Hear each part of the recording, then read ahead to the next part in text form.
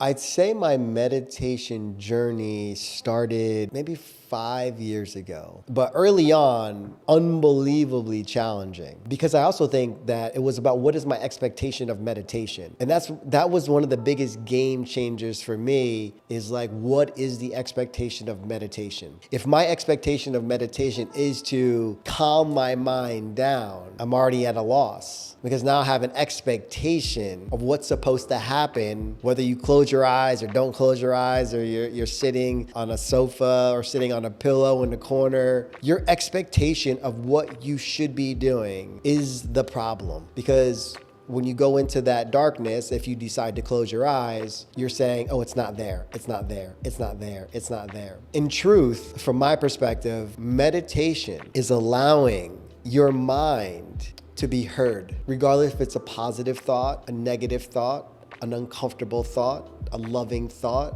a hateful thought. The key to meditation is to be indifferent. Although a happy thought makes you feel good and a negative thought makes you feel negative, in reality, it's just a thought. It's just the energy that you're putting on it or the value that you're giving it that's determining those feelings that you're feeling. So when you think about meditation in general, when I started to come from a place of, I'm just gonna sit here and allow my mind to think everything, you will realize as you're observing your thoughts, because your thoughts are not you. Key wisdom nugget. Your thoughts are not you. One more time. Your thoughts are not you. Okay. So now that I said that, you can already feel a little bit more spacious. Because as you're thinking right now, you're like, wait a minute, those thoughts in my head, they're not mine. Well, let me ask you a question. How'd they get there? What happened is everybody else that raised you or educated you or scolded you or traumatized you, all of their projections, all of their thoughts, that's what's going through your mind. When I first started meditating, the goal was, I actually thought I had to focus more on the thoughts in order to get answers from the universe or from myself or whatever. I thought it was like, let me calm my mind down and let me take my breaths and let me relax. And then it would be funny, like if I was meditating and like a fly was on my shoulder and they walk across, I'm like, man, I really want to move that fly, but I don't want to move because I'm in meditation mode. And if I move, then I'm all messed up. And then I didn't do what I was supposed to do. It's almost like I had this high expectation of like perfection. And so what happened then is like, the hardest part about meditation is seeing yourself. We're using consistently external things to distract us from ourselves, right?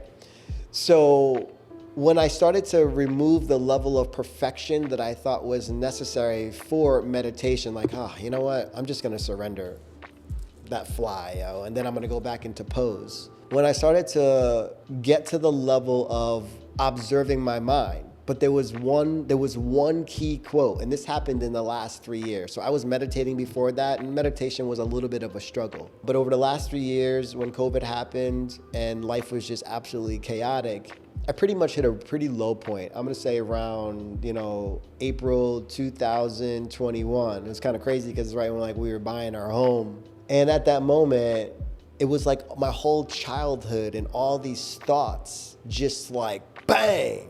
It was like the light was looking at everything. The light of consciousness was looking at all these limiting beliefs and traumatic experiences and just pain and suffering. And that's when I went really deep into myself. That's when and it's the scariest thing because I'm not gonna say there's nobody to reach out to, but I didn't know who to reach out to. I got my wife, I got my kids, my daughter's just born, I got my son, and I got the 2 gyms, and we're just I'm like, where do I go from here? And so I just really did a lot of soul searching at that moment in time, and meditation became the hallmark for my life. It was like, I don't know what's going on. And I had to be in a place of I don't know what this means for me either. I don't know where my life goes from here. So all of the control that I thought I had in life, I had to let it go. And I didn't know what was gonna happen. All my relationships with my friends, my family, my businesses, Like, so you still show up every day to do what you're supposed to do, but like, you don't know what your soul is like, is yearning for, or feeling.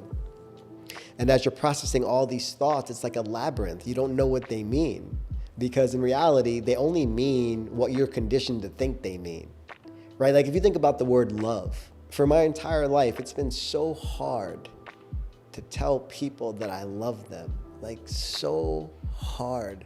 Why? Because I wasn't really told that. So I'm conditioned to think that that word shows vulnerability or weakness. To tell my friends, I love you, brother. Hell no, I would never say that. It's so weird.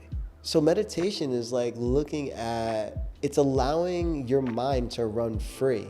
All of your repressed emotions, all of your painful moments, all of your traumatic experiences, all of your gifts and your blessings, it all flows through that same channel. You can consider some light and some dark, but in order to understand you have to be comfortable with both sides, the light and the dark.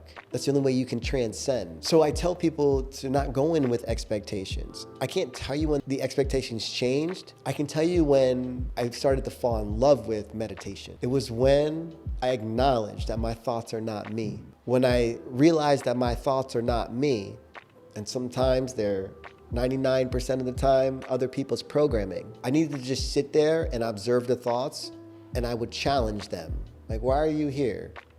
But I'm doing it from like I'm watching a movie, like I'm watching the thoughts. So they're not me.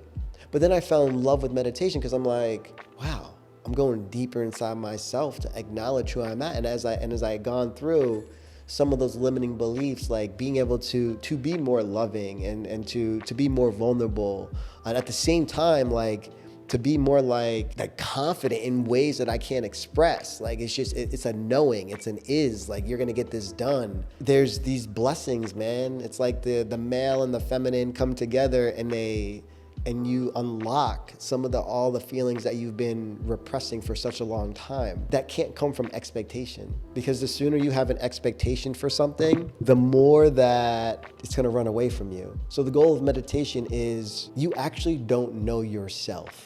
You think you might know yourself, but in reality you don't. You know all the thoughts that have been given to you. Meditation gives you the opportunity for you to become your true self. And initially it is scary. I promise everyone that your life will never be the same. And so the expectations, you gotta let go. But the wisdom nuggets are this. It's that your thoughts are not you, and you have no idea how they got there. But it's your work that's required to let them go. And as you become more of a believer in that, meditation itself, it does the rest. Because you're not holding on to anything anymore. Matter of fact, you're letting go of everything. And so then you become life itself, navigating the journeys, the twists and turns, the labyrinth, but you're just doing it in a different way.